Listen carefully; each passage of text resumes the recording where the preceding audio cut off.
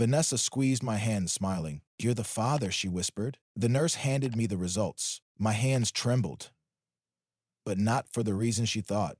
I glanced at the paper. One word stood out. Not a Mitch. A strange calm settled over me, the kind that only comes when every suspicion, every gnawing doubt, every sleepless night is suddenly validated in black and white. I looked up, smiling. "You sure about that?" I asked, my voice steady. Vanessa's brows furrowed for a split second, so fast that most wouldn't have noticed. But I did. I had spent years reading every micro-expression on her face, memorizing her tells, and right now, her body betrayed her. A slight tensing of her jaw, the flicker of panic in her eyes before she schooled them into something softer. "Jake, what kind of question is that?" She laughed lightly, tilting her head. "Of course, I'm sure. Why would you even ask something like that?" I could hear the underlying tightness in her voice, the carefully masked defensiveness. I folded the paper and slipped it into my pocket. I wasn't ready to tip my hand just yet. "Just messing with you, babe," I said, forcing a chuckle. I kissed her forehead, lingering for a beat longer than usual. She sighed, leaning into my touch. She thought she had me, thought she had won. I allowed her to bask in that illusion for just a little longer. The days that followed were excruciating, but necessary. I played the role of the doting husband flawlessly, never letting my mask slip. I watched Vanessa coo over her baby, inviting friends and family over to fawn over our perfect little family. At night, she curled into me, whispering about how happy she was, how she couldn't wait for the baby's welcome home party, how she loved me. I nearly laughed. I didn't confront her, didn't throw accusations or demand an explanation. That would have been too easy. And Vanessa, she didn't deserve easy. She deserved ruin. And I was going to deliver it in front of everyone she loved. So I played my part, smiled when necessary, listened attentively when she spoke, made love to her one last time. And all the while, I planned. The invitations went out. Our family, friends, colleagues, even Vanessa's parents, who adored me like a son. I made sure they all marked their calendars. I went to the print shop, ordered extra copies of the DNA test. Crisp, undeniable, irrefutable proof. By the time the party arrived, I was ready. Vanessa thought tonight was about celebrating a new life. She had no idea it was about to be the death of her carefully constructed lie. The night of the party arrived, and Vanessa was in her element. She flitted from guest to guest, radiant in a pale blue dress that hugged her figure, soft, delicate, the perfect image of a loving wife and mother. The decorations were elegant but understated, exactly the kind of event she wanted. String lights glowed warmly over the backyard, the air thick with laughter, clinking glasses, and the soft hum of music. I watched her from across the room, sipping my whiskey, my expression carefully neutral. Every now and then she'd glance my way, her eyes searching for reassurance, for admiration. I gave her neither. I just watched. Because tonight, I wasn't just her husband. I was her executioner. Vanessa had no idea she was standing on a trap door, the rope already tightening around her perfect little world. I spotted Ryan near the bar, laughing too loudly at something one of my friends said. His confidence sickened me, the arrogance of a man who had slept with another man's wife and thought he'd gotten away with it. He wouldn't be laughing for long. As the evening wore on, I played my part well, welcoming guests, shaking hands, nodding along to conversations I barely heard. But beneath the surface, my mind was a live wire, sparking with anticipation. The moment had to be perfect. I saw Vanessa's mother dabbing at her eyes, overwhelmed with emotion. "Oh, Jake," she said, squeezing my hand, "you are such a wonderful man. My daughter is so lucky." I smiled. "I'd do anything for my family," I replied. And the words had never been truer. Vanessa caught my gaze from across the room, lifting her glass in a small toast. She still thought she had won. That was my cue. I stepped forward, tapping my glass gently with a fork. The chime rang out, silencing the crowd. "Everyone," I said smoothly, "I just want to thank you all for being here tonight. Vanessa and I are truly grateful to have such wonderful friends and family supporting us as we start this new chapter of our lives." Vanessa beamed, basking in the attention. "And since we're all gathered here to celebrate this beautiful little miracle," I continued, my voice calm, measured, "I thought we could play a small game." A murmur of interest rippled through the crowd. Vanessa cocked her head slightly, curiosity flickering across her face. "It's a simple game," I said. "A guessing game, really. You see, I recently received some rather interesting paperwork. A test, actually." I reached into my jacket pocket, pulling out a neatly folded stack of papers. Vanessa's smile faltered. I took my time, unfolding the pages slowly, letting the tension build. A DNA test, I clarified. And what's fascinating about this test is that it reveals something quite unexpected. The room was silent now. Even Ryan, who had been shifting uncomfortably, was frozen in place. I met Vanessa's eyes, watching her carefully as I turned the first page toward the crowd. See, I always believed in trust, in honesty, in loyalty.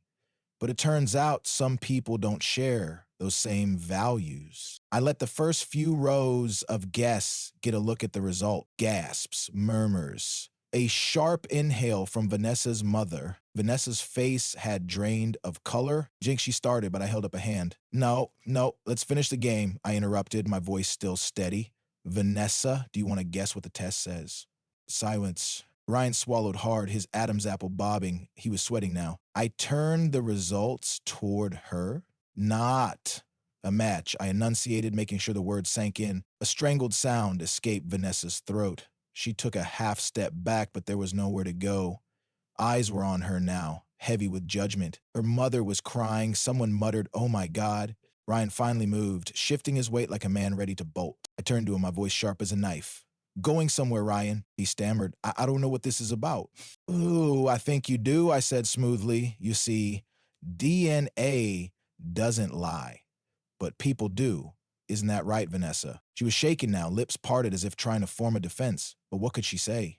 That it wasn't true? That the test was wrong? I had her. And the best part? This was only the beginning. The silence that followed my revelation was suffocating. The kind of silence that sucked the air out of a room and replaced it with something thick, something impossible to swallow. Vanessa's face was frozen, her perfectly curated expression of joy now shattered, eyes wide and unblinking. Her fingers twitched around the stem of her champagne glass, the knuckles going white. She looked like a woman trying to wake up from a nightmare, except this wasn't a dream. This was her new reality. I let the weight of the moment linger, savoring every second of it. "Jake, please.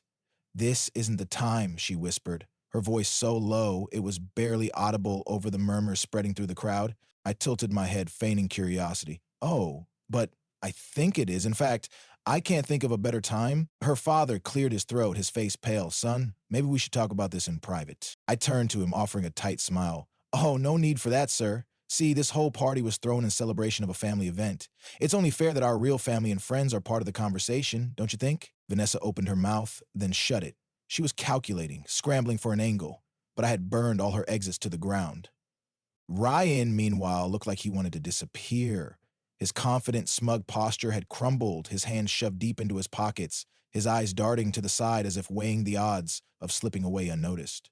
"Not on my watch." "Ryan," I called, my voice sharp enough to make him flinch. "No need to be shy. I think we both know you should be part of this discussion." He stammered, I don't know what you're implying, man, but this is ridiculous." I arched a brow. "Is it?" I took a step closer, closing the space between us.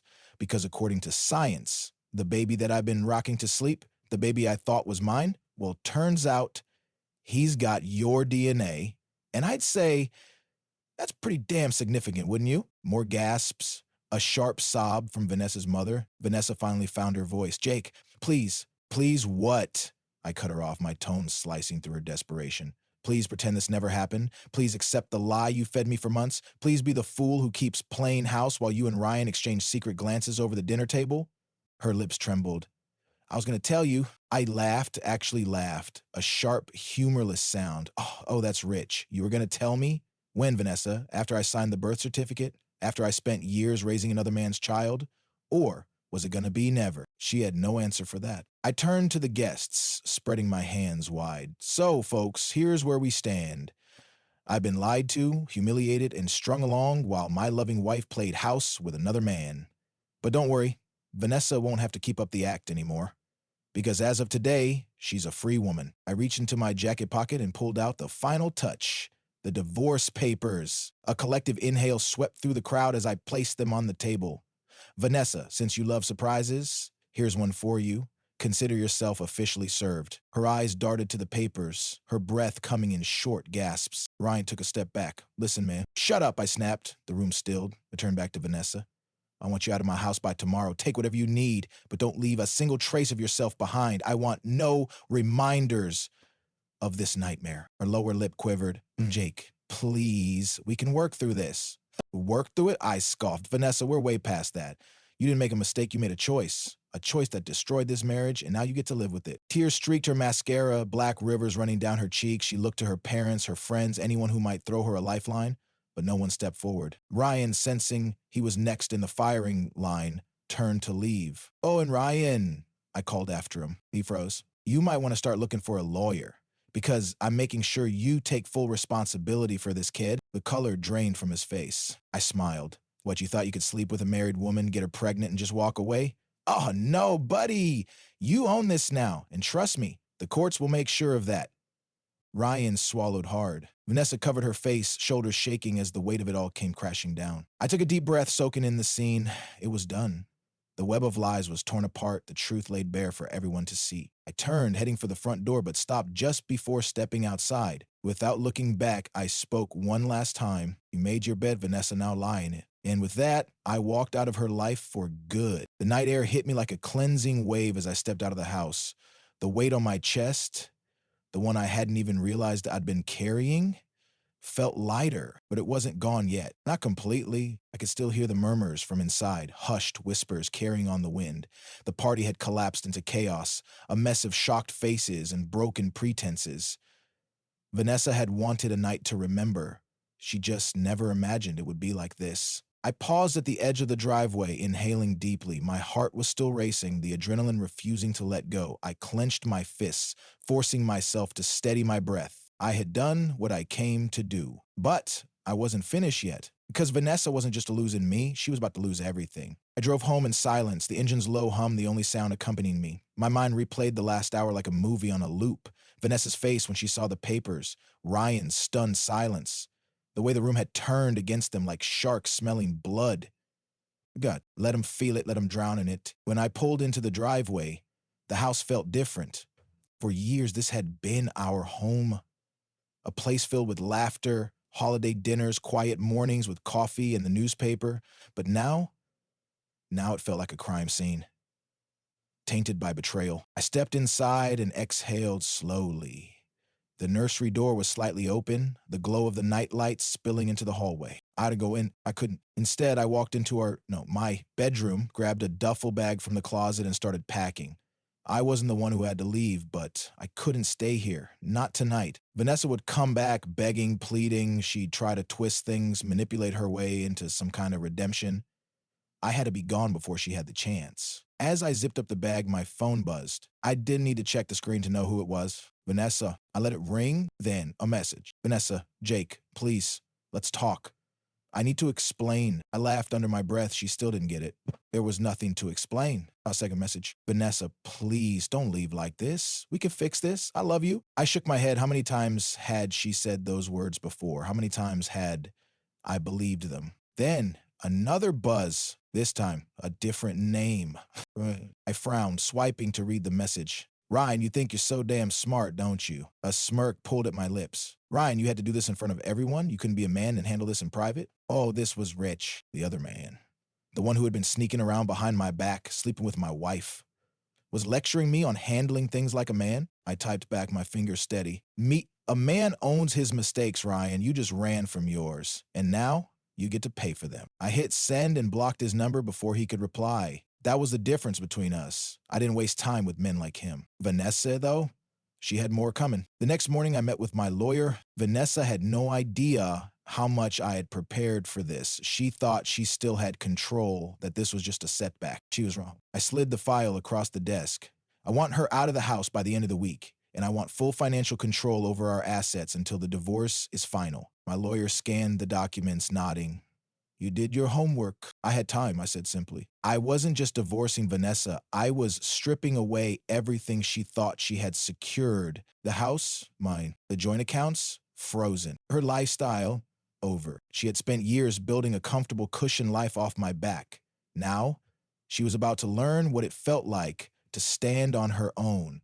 The moment the papers were filed, I sent Vanessa one last message. Me. Check your email. Everything you need is there. Consider this your official farewell gift. She responded almost instantly. Vanessa, Jake, please, we can fix this. Don't do this to us. Me, there is no us anymore, Vanessa. I put my phone down. It was done. By the end of the week, she'd be gone. By the end of the month, my life would be mine again. Vanessa thought she could play me, thought she could rewrite our story on her terms. But this was my ending, and she had no say in it. The day Vanessa moved out, the house was eerily quiet. No more forced laughter, no more hollow apologies, no more whispers of I love you that had long since lost their meaning. She had begged to talk, pleaded for another chance, but I didn't entertain it. The only words I had left for her were already printed in black and white on the divorce papers she now had no choice but to sign. I stood by the window, watching as the last of her boxes were loaded into the moving truck. Her movements were slow, reluctant. She wanted to drag this out, hoping I'd stop her, that I'd change my mind. But I didn't. I simply waited. Ryan wasn't there. That didn't surprise me. He was probably panicking, realizing that whatever fantasy he had about Vanessa and their stolen moments was now a full-blown reality he wasn't prepared for. She glanced up at the house one last time, searching for me in the window, and when our eyes met, hers filled with tears. I gave her nothing. She had already taken enough from me. Then she was gone. In the weeks that followed, the storm settled. The whispers faded, the texts from mutual friends became less frequent, people picked sides. Some reached out to tell me how disgusted they were with Vanessa, how they never trusted Ryan. Others said nothing, their silence speaking volumes. I didn't care. I had spent too much time living in a lie, tangled in Vanessa's web of deceit. Now, every step forward felt lighter. Every morning, waking up in an empty house didn't feel lonely. It felt like freedom. One evening, I sat outside on the porch, a glass of whiskey in hand. The sun was setting, casting golden streaks across the sky. It was the first time in months that I truly felt peace. Then my phone buzzed, unknown number. I let it ring, but then a message followed. Vanessa, I made a mistake, Jake. I miss you. Please, just talk to me. I stared at the screen, waiting for anger, resentment, something, but there was nothing. I typed back, me? You missed the life I gave you, not me. Blocked. It was over. Truly, finally over. I leaned back in my chair, exhaling slowly. Vanessa had gambled with my trust and she had lost. Ryan had thought he could walk away unscathed, but he was now tangled in the very mess he created. Man, me, I was free, not just from her, not just from the betrayal, but from the weight of loving someone who never deserved it in the first place. And damn, that felt good.